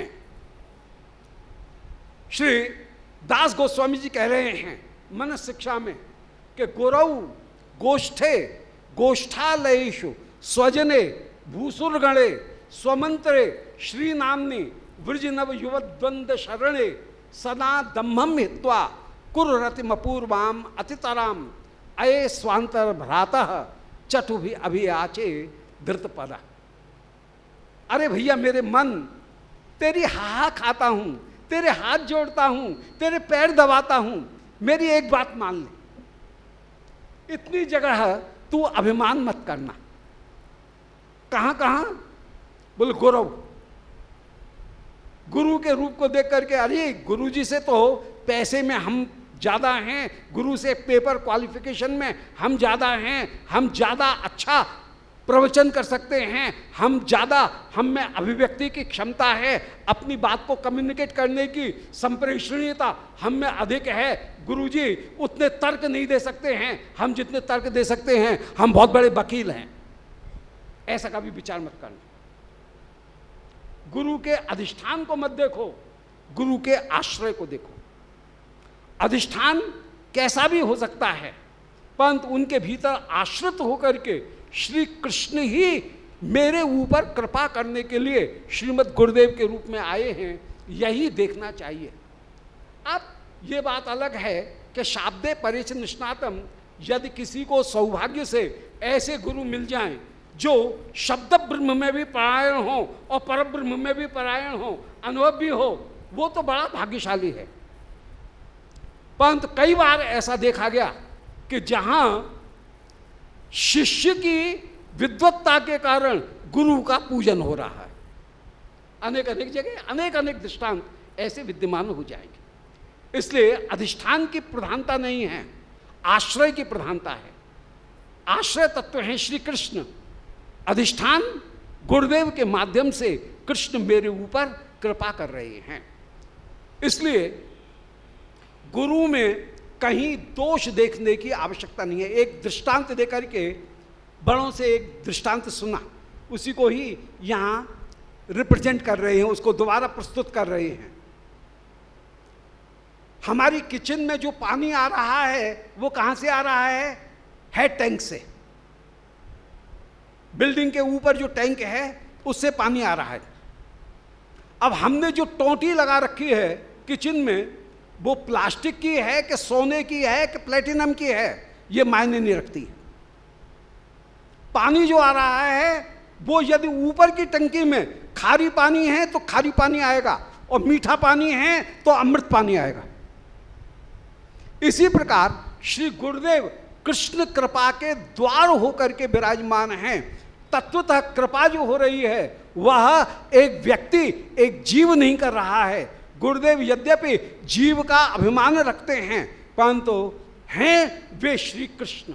कृष्ण ही गुरुदेव के माध्यम से हमारे ऊपर कृपा कर रहे हैं। इस विचार को रखने पर फिर गुरु में दोष दर्शन अपने आप मिट जाएगा। इस बात की खोज भी मिट जाएगी कि अजी साहब बहुत दिन से ढूंढ रहे हैं, कोई बढ़िया गुरु नहीं मिला। अरे तुम क्या ढूंढोगे? प्राय कहते हैं अजी साहब हम तो गुरु को ढूंढ रहे हैं, कोई गुरु मिले तो हम उनकी शरणागति ग्रहण करेंगे, तुम क्या ढूंढोगे? अरे जो पानी आ रहा है वो तो है टैंक का आ रहा है, और तुम टोंटी को देखने में केवल चिपके हुए हो कि कौन सी टोंटी कितनी ग्लैटरिंग है, कितनी चमक रही है। उसकी चमक को मत देखो, उस कृपा को देखो, उस अमृत को देखो। इसलिए ये गुरु की खोज कर रहे हैं, यह सब बकवास है। जहां श्री प्रभु कृपा करना चाहते हैं उस कृपा को सहेज लेना ही चाहिए, उस कृपा को बटोर लेना चाहिए, उस कृपा का संग्रह कर लेना चाहिए। तो गुरु गोष्ठ है। अरे भैया ये विचार मत करो कि जैसा इंग्लैंड, बॉस्टन, न्यू जर्सी है ऐसा ही वृंदावन है, भूमि तो वही है। ऐसा विचार भी नहीं करना चाहिए। यह गोष्ठ श्री ब्रज 84 कोश, यह साक्षात पंच योजन मेवास्ते वनम में देह रूपकम श्री प्रियालाल का देह है। इसलिए भूमि भूमि सब एक ही। यह किसी ज्ञानी का मत हो सकता है, जो रसिक है वह अपने आराध्य की लीला भूमि के साथ में जो जितना जुड़ करके रहेगा वह अपने उपास्य के साथ में अपने आप को उतना ही निकट अनुभव करेगा। इसलिए उपास्य की जो लीला भूमि है उसके साथ में साधक को जुड़ करके रहना चाहिए। अतः दास गोस्वामी जी कह रहे हैं गुरु गोष्ठे गोष्ठालयेषु। अरे जैसे हम हाथ पांव वाले ऐसे ब्रजवासी, ऐसा नहीं। जिनकी 3-3 पीढ़ी ब्रज में जन्म ली हैं ऐसे लोगों का वे नित्य परकरी हैं, और ब्रज में रहते हुए संस्कार के कारण उनके चित्त कितने शुद्ध हो गए हैं। श्री ब्रजवासियों का श्री प्रियाजू के प्रति कितना प्रेम। कोई भी ब्रजवासी, लाडली जी ने ये कहा, और उनकी बोली ही लाडली है। किशोरी जी के साथ में उनका लाड़ सहज में विराजमान है। बाहर के व्यक्ति का वो भाव नहीं हो सकता है जो भाव ब्रजवासी का भाव है। कन्हैया, लाडले, लाडली, लाडले, हमारे ब्रज का बड़ा सुंदर शब्द है लाडले। अर्थात वहां पर स्वाभाविक प्रीति इन ब्रजवासियों की श्री श्याम सुंदर के साथ में, श्री किशोरी जी के साथ में, लाडली जी के साथ में जुड़ी हुई है। तो गुरु गोष्ठे गोष्ठालय, गोष्ठ में जो निवास करने वाले हैं भूसुर गण, वे ब्राह्मणों को भी सामान्य जैसे हमें ऐसे ब्राह्मण हैं ऐसा भी विचार नहीं करना चाहिए। ब्राह्मण भगवान के मुख होकर के विराजमान हैं, उनमें स्वाभाविक रूप में ही सत्वगुण, फिर रजोगुण, फिर तमोगुण हैं। इसलिए उनको ब्राह्मण देह मिला। जहाँ पर सत्वगुण प्रधान है, फिर तमोगुण है, फिर रजोगुण है, वे क्षत्रिय हुए। जहाँ पर रजोगुण प्रधान है, फिर सत्वगुण है, फिर तमोगुण है, वे वैश्य हुए। जहाँ पर तमोगुण प्रधान, सत्वगुण रजोगुण प्रधान है, पहले तमोगुण है, फिर रजोगुण है, फिर सत्वगुण है, ऐसी जिनकी व्यवस्था है वे लोग तो गुण कर्म विभागशाह चातुर्वर्ण्यम महामया सृष्टम, इस प्रकार जो व्यवस्था लेकर के चले हैं, तो उनमें कहीं न कहीं कुछ न कुछ स्वरूपभूत वस्तु भी विराजमान हैं। अतः दास गोस्वामी जी कह रहे हैं कि ब्राह्मणों का भी आदर करो। गुरौ गोष्ठे गोष्ठालयेषु भूसुरगणे स्वमंत्रे, मंत्र को केवल एक वाक्य मान लेना ठीक नहीं है। श्री नामनी, श्री नाम को एक शब्द मान लेना उचित नहीं है। ब्रज नव युवत द्वंद्व शरणे, वृंदावन की लता पताओं को भी एक वनस्पति मान लेना उचित नहीं है। रसिक जन कहते हैं कि हम वृंदावन जो आए वो इन लता पताओं के भरोसे आए। जितने भी वृंदावन आए पुराने लोग, वे कहीं पहले से फ्लैट अपना रजिस्ट्री करवा करके नहीं आए, वे अपनी फाइल अपने साथ में लेकर के नहीं आए। आए तो बस वृंदावन की लता पताओं के भरोसे सब कुछ राजपाट छोड़ करके त्यक्त्वा सुदुस्ते स्वरेप्सित राज्य लक्ष्मी, वे वृंदावन में आए।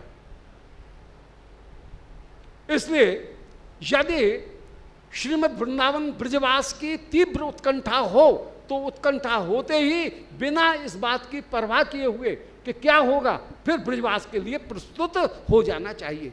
यदि तीव्र उत्कंठा नहीं है तो ठीक है, एक व्यवस्था करें। महाप्रभु ने दोनों तरह की बातें कही।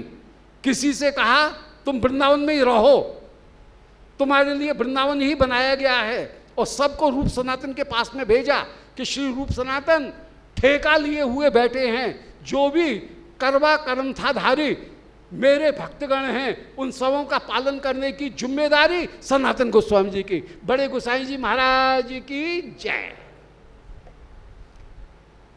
तो ठेकेदार तो पहले से विद्यमान है, वो सबका पालन करेगा। परंतु यदि ठेकेदार पर विश्वास नहीं है तो भाई थोड़ी बहुत व्यवस्था बना करके फिर वृंदावन आ जाओ, जल्दी से आ जाओ।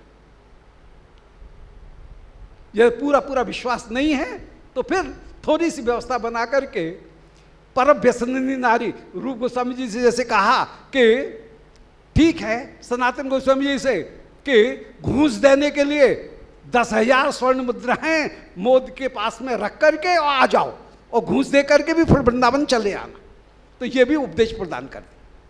तो दोनों मार्ग। किसी से कहा कि वृंदावन तुम्हारी रक्षा करने वाले हैं, तुम जाओ वहां।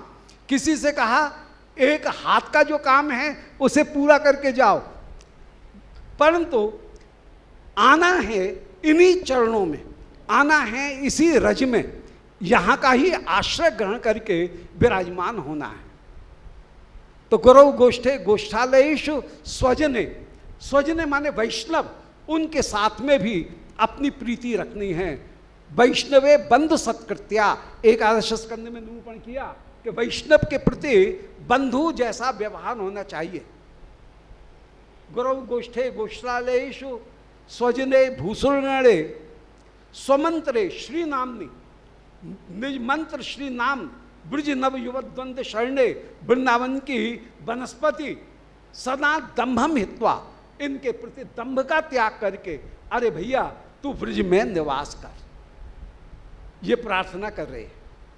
कुर रतिम अपूर्वाम अतिताराम, श्री धाम से, श्री गुरुदेव से, श्री वैष्णवों से, श्री प्रियालाल से, वृंदावन की रज से प्रीति करते हुए विराजमान हो। अये स्वांतर भ्राता चटुभि आचे धृतपद, तेरे हाथ पैर जोड़ते हुए तुझसे प्रार्थना कर रहे हैं। इस प्रकार समय अप्रमत्त है, कहने के लिए तो श्री गुरु तत्व के ऊपर बहुत कुछ कहना था, परंतु फिर आगे के क्रम में भी मान एक समय की सीमा है। अस्तु, कहने का तात्पर्य ये है कि श्रीमद् गुरुदेव उनका चरणाश्रय ग्रहण करके विराजमान हो। अब गुरु के बहुत संक्षेप में बात को समेकित करेंगे। श्री गुरु के 5 मिनट के भीतर अपनी बात को समेकित करने का, कंसोलिडेट करने का उसको प्रयास करेंगे। गुरु के 5 रूप हैं। गुरु का एक रूप है, वह है, मुख्य रूप से 2 रूप हैं। नैवोपयात्यपचितिम मुनेयो वयम च ब्रह्मायुषाप कृतमुद्ध मद स्मरन्त्य अंतर्वहिस्तन्वृताम अशुभम विदुन्वन आचार्य चैत्य बपुषा स्वगतिम व्यनक्ति। गुरु के 2 स्वरूप हैं, एक है आचार्य स्वरूप और दूसरा स्वरूप है चैत्य स्वरूप। चैत्य माने अंतर्यामी स्वरूप। परंतु इनमें आचार्य स्वरूप ही मुख्य उपदेशक है, चैत्य स्वरूप मुख्य उपदेशक नहीं है। श्री जीव गोस्वामी जी स्पष्ट रूप से एकादश स्कंध में टीका में कह रहे हैं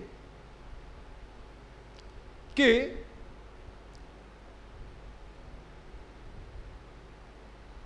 चैत्य स्वरूप माने आत्मा वह अनुपदेशक है, आचार्य ही मुख्य उपदेशक है।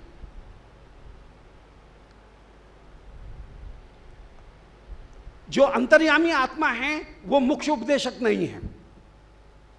मुख्य उपदेशक सर्वदा उपदेश की प्राप्ति होती है आचार्य गुरु से, आचार्य स्वरूप से। जो अपनी कॉन्शियंस है उसके द्वारा जो उपदेश प्राप्त होता है वो अनुपदेशक है। तत्वतः श्रीमद् गुरुदेव ने या अन्य लोगों ने जो उपदेश प्रदान किया था वे हमारे ऊपर प्रभाव डाल रहे हैं। अब गुरुदेव जो कार्य करेंगे, उपदेश देंगे, वो 2 रूपों में सामने आएगा। फिर से दोहरा दें कि गुरु 2 हुए, एक गुरु हैं आचार्य गुरु और दूसरे हैं अंतरात्मा। अंतरात्मा से भी शिक्षा ली जा सकती है। जैसे श्री दत्तात्रेय भगवान ने 24 गुरुओं से शिक्षा ग्रहण की, कल भी ये थोड़ा सा संकेत कराए थे, परंतु उनमें बहुत सारे जड़ हैं, बहुत सारे कीट पतंग हैं, बहुत सारी वेश्याएं हैं।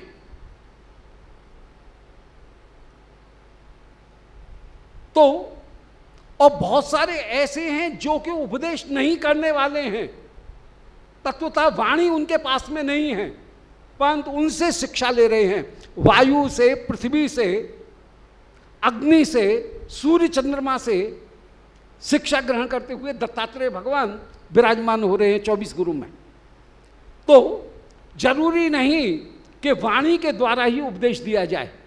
तो गुरुदेव जो उपदेश देते हैं वो उपदेश 2 प्रकार से देते हैं, कभी वाणी के द्वारा और कभी अपने आचरण के द्वारा। इनमें आचरण का उपदेश वह बहुत अधिक प्रभावशाली होता है। केवल वाणी का उपदेश है, उसके साथ में आचरण नहीं है, तो वो वाणी का उपदेश प्रभावशाली नहीं होगा। तो गुरु हुए 2, एक आचार्य और दूसरा हुआ अंतर्यामी। आचार्य गुरु भी उपदेश देते हैं, मुख्य उपदेशक हैं। वे आचार्य गुरु भी 2 प्रकार से उपदेश देते हैं, कभी वाणी के द्वारा, कभी अपने आचरण के द्वारा। इनमें किसी भी प्रकार से उपदेश दिया हो, वो उपदेश साधक के हृदय में यदि पहुंचा है और यदि उसको वो उपदेश कहीं हृदय में विराजमान है, तब वह चैत्य गुरु के द्वारा भी शिक्षा ग्रहण कर सकता है। जैसे दत्तात्रेय भगवान को कहीं संत संग के द्वारा जो उपदेश की प्राप्ति हुई, उसने एक इम्पैक्ट, एक प्रभाव उनके हृदय में छोड़ा, और उस छोड़ने पर वे कहीं भृंगी कीड़ा से, वे कहीं बाण सीधे करने वाले व्यक्ति से, वे किसी मक्खी से, वे किसी भ्रमर से भी शिक्षा ग्रहण कर रहे हैं, हाथी से भी शिक्षा ग्रहण करते हुए विराजमान हो रहे हैं। तो चैत्य गुरु के द्वारा श्री दत्तात्रेय भगवान शिक्षा ग्रहण कर रहे हैं, परंतु चैत्य गुरु को भी बोध की प्राप्ति हुई है सर्वदा सर्वदा सत्संग के द्वारा। वाचिक जो उपदेश हैं उनके द्वारा ही प्राप्ति होती है। अब जो उपदेश प्राप्त होता है वह कहीं ना कहीं आचार्य गुरु से प्राप्त हुआ। यहां तक यह सिद्ध हुआ कि आचार्य गुरु से ही उपदेश की प्राप्ति होती है। अब आचार्य गुरु 4 प्रकार के, गुरुकुल हैं 5 प्रकार के। इनमें एक गुरु हैं चैत्य गुरु और बाद बाकी के 4 गुरु हैं वे आचार्य गुरु हैं। 4 गुरु कौन कौन से? सबसे पहला गुरु है श्रवण गुरु, जो श्रीमद् भागवत, श्रीमद् भगवद गीता, चैतन्य चरितामृत, श्री रामायण जी इनका उपदेश करते हैं, वे हैं श्रवण गुरु। दूसरे गुरु हैं शिक्षा गुरु, जिन शिक्षा गुरु के पास में रह करके साधक को कैसे भजन करना चाहिए, कौन सी चीज उपयोगी है, कौन सी चीज नहीं है, इन 5 वस्तुओं की वे शिक्षा गुरु हमको उपदेश करेंगे। शिक्षा गुरु के द्वारा 5 वस्तुओं का उपदेश प्राप्त होगा। कौन कौन सी 5 वस्तुएं? ध्यान है ना? पहले हुआ श्रवण गुरु, 4 आचार्य गुरुओं की बात कर रहे हैं। नंबर 1 है श्रवण गुरु, श्रवण गुरु की बात हो गई। अब शिक्षा गुरु की बात कर रहे हैं। शिक्षा गुरु 5 वस्तुओं का उपदेश हमको करते हैं। कौन कौन सी 5 वस्तु? श्री माधुर्य कादम्बनी में और रागवर्त्म चंद्रिका में श्री विश्वनाथ चक्रवर्ती जी निरूपण कर रहे हैं कि पहली वस्तु है जो शिक्षा गुरु उपदेश कर रहे हैं, स्वाभीष्ट भाव रूप। दूसरी वस्तु स्वाभीष्ट भाव संबंधी। तीसरी वस्तु स्वाभीष्ट भाव अनुकूल। चौथी वस्तु स्वाभीष्ट भाव अविरुद्ध और 5वीं वस्तु स्वाभीष्ट भाव विरुद्ध। एक स्तर के अनुसार बिल्कुल माने स्टेप बाय स्टेप, यदि साधन पद्धति को गुरुदेव के माध्यम से जानना हो तो शिक्षा गुरु के पास में रह करके 5 वस्तुओं की शिक्षा साधक को प्राप्त होगी। अब सबसे पहली जो चीज थी वो थी स्वाभीष्ट भाव मय। श्रीमद् गुरुदेव ने कृष्ण नाम दीक्षा दी और उसके साथ में ही एक अंतश्चिंतित स्वरूप जीव को प्रदान किया। उस जीव के का अपना जो स्वरूप है वो क्या है? स्वाभीष्ट भाव, कि तू किशोरी जी की दासी है, तू कृष्ण दास है, जीवेर स्वरूप है नित्य कृष्ण दास। ये स्वाभीष्ट भावमय। भाव में भी भाव की यदि बात कहें तो अपना मंजरी स्वरूप, ये हुआ स्वाभीष्ट भाव में। अब दूसरा जो स्वरूप है स्वाभीष्ट भाव संबंधी। संबंधी क्या है? कि मेरा जो स्वरूप है, यदि कोई भक्त सख्य भक्ति का उपासक है तो सखा के अनुसार जो वस्तुएं हैं उनको वो ग्रहण करेगा। यदि वो वात्सल्य भक्ति का है तो यशोदा जी जैसा आचरण करते हुए वो कार्य करेगा। यदि कोई दास भक्ति का है तो श्री नंद भवन के चित्रक पत्रक इत्यादि जो दास हैं उनके अनुसार वह कार्य करेगा। यदि कोई मधुर भक्ति का है तो श्री रूप मंजरी का अनुगत्य ग्रहण करके सेवा साधक रूपेण सिद्ध रूपेण वह आचरण करेगा। तो स्वाभीष्ट भाव मय, स्वाभीष्ट भाव संबंधी। संबंधी का मतलब है हमारा जो भाव है उसके अनुसार ही नवधा भक्ति हम करें। श्रवण कीर्तन स्मरण पाद सेवन अर्चन बंदन दास्य सक्ष आत्मनिवेदन।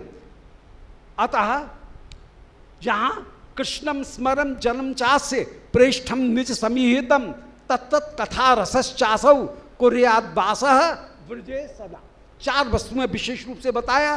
कृष्ण का स्मरण, स्वाभीष्ट कृष्ण का स्मरण माने चक्रधारी कृष्ण का नहीं, फिर नुकुंज बिहारी जो कृष्ण हैं उनका स्मरण होगा। स्वाभीष्ट कृष्ण का स्मरण, कृष्णम स्मरण। फिर जन्म चास्य, जनों का स्मरण। यहां पर ब्रह्मा इंद्र वरुण इनका उपदेश नहीं है, इनका स्मरण नहीं है। वहां पर स्मरण होगा श्री प्रियाजू की तांबूल भक्तौ ललताम विशाखाम गंधचंदने चामरे चंपकलताम चित्राम बसन कर्मणि वंदे वाद्य तुंग विद्याम इंदुलेखाम च नर्तने सुदेवीम जल सेवायाम रागे श्री रंग देविकाम। तो स्वाभीष्ट भाव संबंधी जो है उसमें कृष्णम स्मरण जन्म चासे, कृष्ण का स्वाभीष्ट, कृष्ण का स्मरण, स्वाभीष्ट जनों का स्मरण। प्रेष्ठम निज समीहितम, जो प्रिय निज समीहित अपनी भावना के अनुकूल कृष्ण हैं उनका ध्यान किया जाएगा।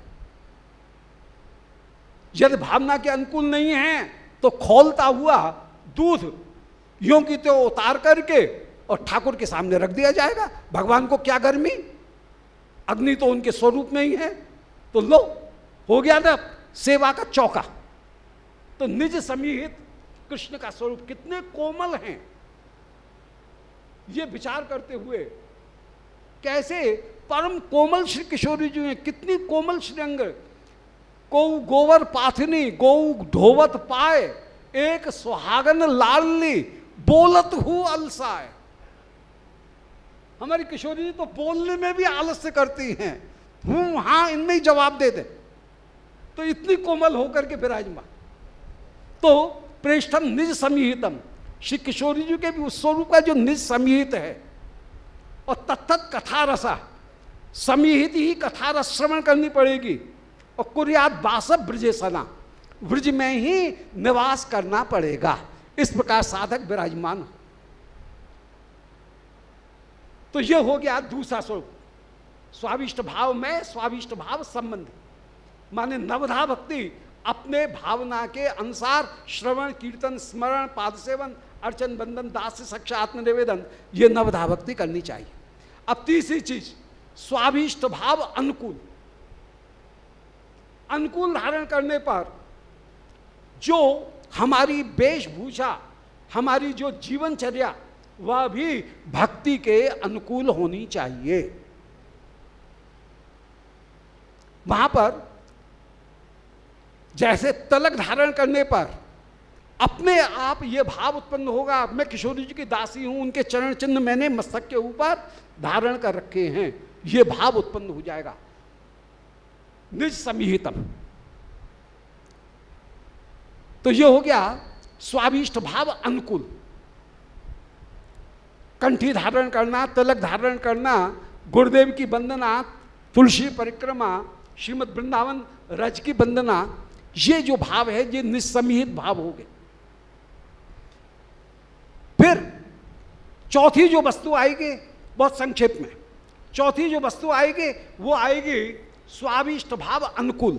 जैसे जीव दया, जैसे सत्वगुण का सेवन, सात्विक भोजन, मांस मदिरा, जो अनपरमिटेड लैक सेक्स उसका त्याग, इनको ग्रहण करते हुए साधक यदि विराजमान होगा तो उसे फिर भजन करने में अनुकूलता की। अब ये अपने आप में भक्ति नहीं है,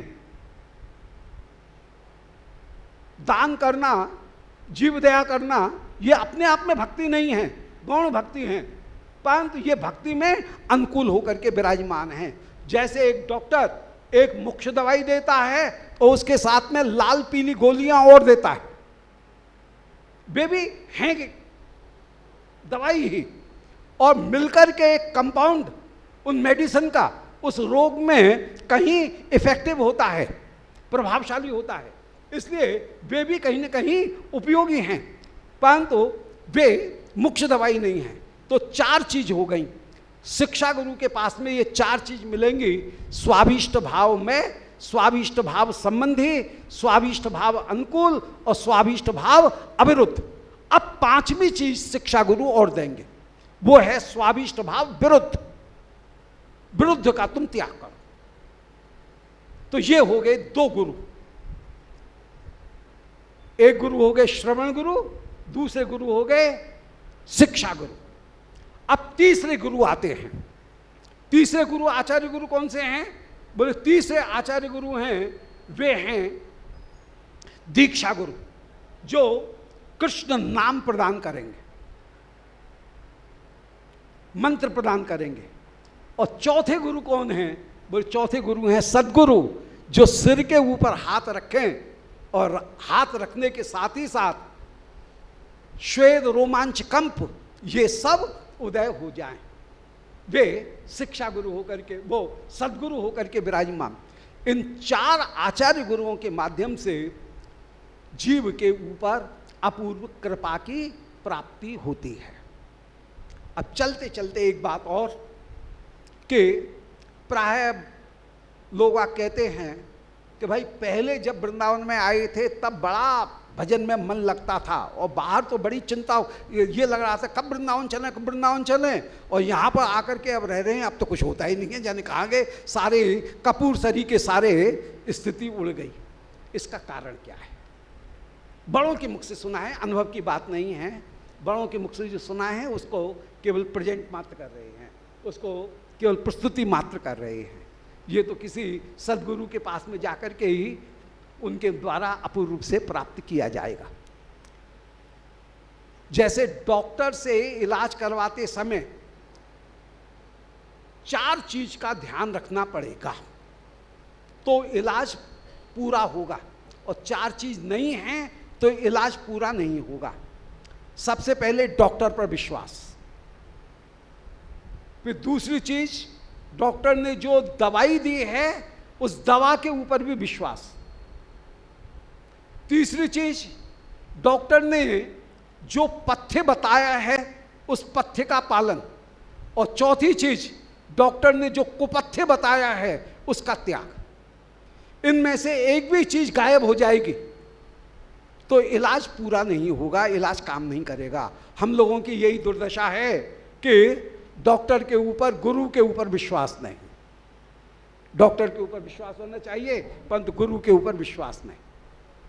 फिर गुरु ने जो दवाई दी, डॉक्टर ने जो दवाई दी उसके ऊपर विश्वास नहीं, नाम में भी पूरी श्रद्धा नहीं है, केवल संख्या पूर्ति हो रही है, पूरी श्रद्धा नहीं है, इसलिए फल नहीं मिल रहा है।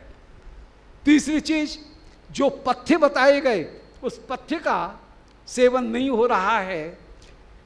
श्री गुरुदेव ने कृपा करके हृदय रूपी क्यारी में भक्ति लता का बीज तो बो दिया, परंतु खरपतवार जो उग आई है, स्पॉन्टेनियस जो अनडिजायर्ड प्लांट्स हैं वे जो उग आए हैं, खरपतवार, घासफूस, वो घासफूस पूरे फल को ले जा रही है।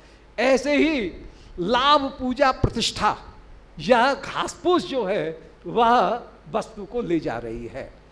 खेती बोई और हाथी आकर के कुचल जाए तो खेती नष्ट हो जाएगी, ऐसे ही अपराध हो रहे हैं तो खेती नष्ट होती हुई चली जा रही है। और तीसरी बात, खरपतवार भी उखाड़ दी, हाथी से भी रक्षा कर ली, परंतु यदि पेड़ के ऊपर कहीं डूडर्स आ गए, अमर बेल आ गई, तो वो अमर बेल सबको खा जाएगी। ऐसे ही भुक्ति मुक्ति की स्पृहा यदि कहीं आ गई तो वह अमरवेल भक्ति रूपी लता को खा जाएगी। इसलिए भक्ति प्रभाव नहीं कर रही है। तो ये बात हुई डॉक्टर पे विश्वास, डॉक्टर की दवाई पर विश्वास, डॉक्टर के पथ्य पर विश्वास और कुपथ्य का त्याग। तो आज श्रीमद् गुरुदेव गुरु तत्व उनके विश्लेषण में, उनके निरूपण में ये ही मुख्य रूप से कथ्य है। जिस बात को अंडरलाइन किया जा सकता है वो ये कि श्री कृष्ण जीव के ऊपर गुरुदेव के रूप में कृपा कर रहे हैं, और गुरुदेव के रूप में जब कृपा कर रहे हैं तो साधक का ये कर्तव्य है कि वह श्री गुरु में कृष्ण की कृपा का दर्शन करे, एक बात, और जो आचार्य गुरु हैं उन आचार्य गुरु की शरणागति ग्रहण करके वह विराजमान हो। आचार्य गुरु ने जो उपदेश प्रदान किया उसको चैत्य गुरु को प्रदान करते हुए अपने मन के भाव को, अपने अंतरात्मा को भी उस चैत्य गुरु के उपदेश के अनुसार अपने व्यवहार को ढाले।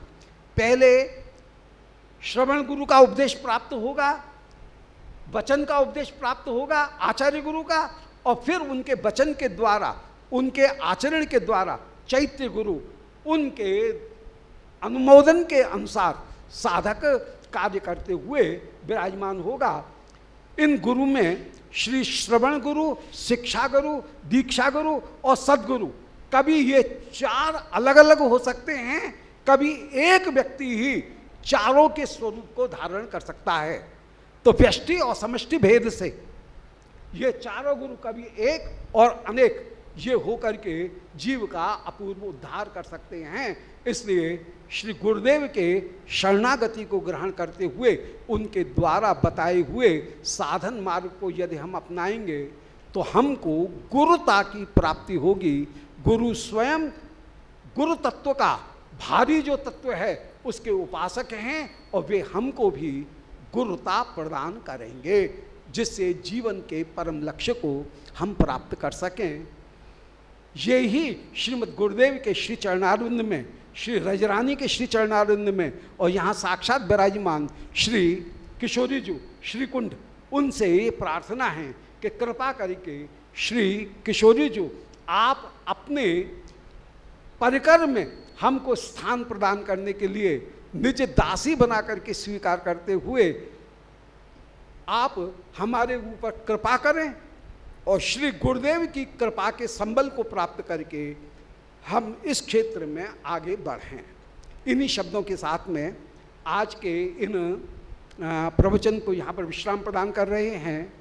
श्री ठाकुर जी की प्रेरणा से श्रीमद् भागवत की जो 3 टीकाएं हैं उनका मूल अनुवाद करने का एक बाल प्रयास किया गया।